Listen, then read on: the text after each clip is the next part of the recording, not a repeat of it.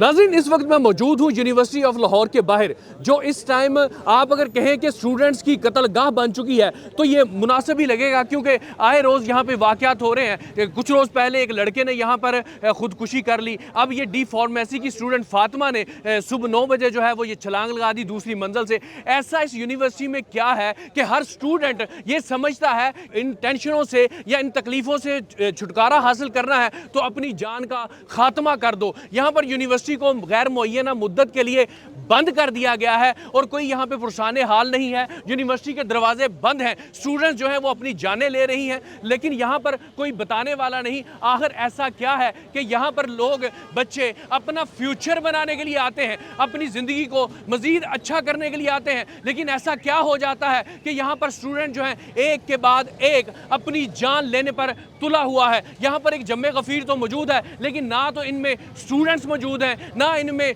Teachers मौजूद हैं, ना इनमें यूनिवर्सिटी ऑफ लाहौर की कोई इंतज़ामिया मौजूद है। यहाँ पर सिर्फ सवालात मौजूद हैं और सवाल दिमागों में उठ रहे हैं कि आखिर ऐसा क्या होता जा रहा है। कोई बात नहीं, एक बंदा नफसियाती मसाइल का शिकार है, वो अपनी जान ले लेता है, तो क्या एक ही डिपार्टमेंट के मुबैना तौर पर स्टूडेंट वो सारे को नफसियाती मसले बन चुके हैं?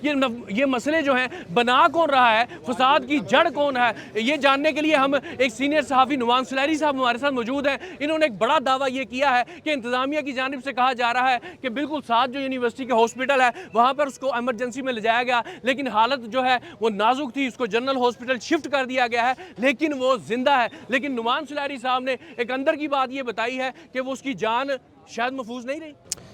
इतलात तो यही आ रही हैं फ़िल वक्त के बच्ची जो है वो जान की बाजी हार चुकी है। लेकिन अगेन चूँकि इंतज़ामिया अभी तक इसको एक्सेप्ट नहीं कर रही, वो जब तक ऑफिशियली अनाउंस नहीं करते तो मेरा ख्याल है हमें अच्छा गुमान रखना चाहिए।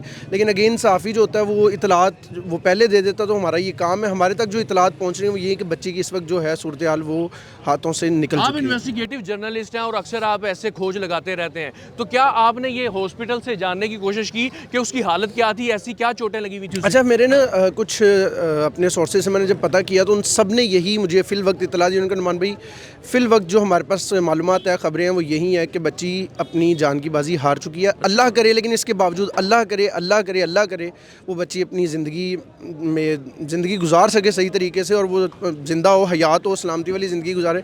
लेकिन अगेन ख़बरें बिल्कुल अच्छी नहीं आ रही, क्योंकि चोट नाज़रीन उसके ये स्पाइनल कॉर्ड पर लगी है, जो कि बड़ी खतरनाक, जिसमें मनगना कहते हैं आप लफ्ज़ों में, तो वो जो जब गिरी है गर्दन के बल, शायद जो लास्ट टाइम जो स्टूडेंट ने अपनी जान लिया है वो भी गर्दन के बल ही बिल्कुल ऐसे ही है। ऐसा क्या कुछ पता चला है, कुछ सुराग लगा है कि ऐसा क्या हो रहा है एक ही डिपार्टमेंट के अंदर कि बच्चे अपनी जानें लेने पे तुले हुए? मुझे ऐसा लगता है कि ये खुदकुशी से मामला आगे जा चुका है। अच्छा, एक ही डिपार्टमेंट, सेम स्टाइल, सेम चीज़, बच्चा बच्ची उसके, ये यानी ये मुझे वल्लाह आलम क्यों ऐसा लग रहा है कि कोई मर्डर मिस्ट्री बनती जा रही है। अच्छा। इसके पीछे कोई ऐसे हकायक हैं जो शायद हमारी नज़रों से फ़िल वक्त ओझल हैं, हमें या तो दिखाए नहीं दे रहे, या फिर वो हमें दिखाए जा नहीं रहे। अच्छा। हमसे छुपाए जा रहे हैं। तो बहरहाल इसकी एक अच्छे और वाज़ेह तौर पर इसकी तहकीकात होनी चाहिए और सबके सामने होनी चाहिए, ट्रांसपेरेंसी रहनी चाहिए। इस तरह से गेट बंद करके नहीं होनी चाहिए कि गेट बंद करके अंदर कुछ और हो रहा है, बाहर कुछ और हो रहा है। ये जितने बाहर इस वक्त यहाँ पर खड़े हैं ये सब तशवीश में है। इनका मेरा ख्याल है किसी का कोई ज़ाती ताल्लुक तो नहीं होगा उस बच्चे के साथ, लेकिन एक हमदर्दी का ताल्लुक तो है, एक इंसानियत का ताल्लुक तो है। तो इन सबको क्लियरेंस रिपोर्ट देनी चाहिए कि सर ये मामला था, ये ट्रांसपेरेंसी रिपोर्ट है हमारी की जी, सब सारी चीज़ें क्लियर है सामने। तो मेरा ख्याल है इस तरह छुपाना नहीं कुछ भी चाहिए। नुमान भाई, अंदर जो इंतजामिया वो गेट बंद कर रही है, स्टूडेंट जो सांसें बंद कर रहे हैं अपनी, तो ये क्या सिलसिला? आपने कोशिश की है कि इंतजामिया को बंदा आए तो मीडिया को ब्रीफ करे? सर कोई इस तरह, ये देखें ना बाहर ये सारे कैमरास लगे हुए हैं, हर चीज़, लेकिन किसी भी तरह से कोई भी इंतजामिया की जानिब से अभी तक कोई रब्ता नहीं किया गया बाहर। जो खबरें फ़िल वक्त आई वो यही जी, बच्ची का जी स्पाइनल कॉर्ड फ्रैक्चर हो गया। इससे आगे की खबर कौन देगा? इससे आगे की इतला कौन देगा? वो बच्ची के तहकीकात जो इब्तदाई तौर पे हुई है वो कौन देगा? यहाँ पर अगर अच्छा, दूसरी चीज़ है टैकल करने के लिए अगर यहाँ पर बच्चों का क्राउड इकट्ठा हो रहा है, कोई मामला इस तरह से मीडिया आ रही है, तो यहाँ पे स्टेट अभी तक इन्वॉल्व नहीं हमें नज़र आ रही, हमें पुलिस नज़र नहीं आ रही, इंतजामिया जो हो रहा है सो हो रहा है। यानी अगर मुझे यहाँ पे आके कोई प्राइवेट गार्ड रोकेगा तो मैं उसको हरगिज़ इजाज़त नहीं दूंगा कि मुझे आप हाथ भी लगाएं, मुझे आप किसी तरह से पूछें भी। वो कौन होता है मुझे पूछने वाला? मुझे अगर किसी ने मना करना है, ये इंतजामिया ने अगर इस मामले को हैंडल करना है, तो यहाँ पे स्टेट आए, यहाँ पे पुलिस बावर्दी हो।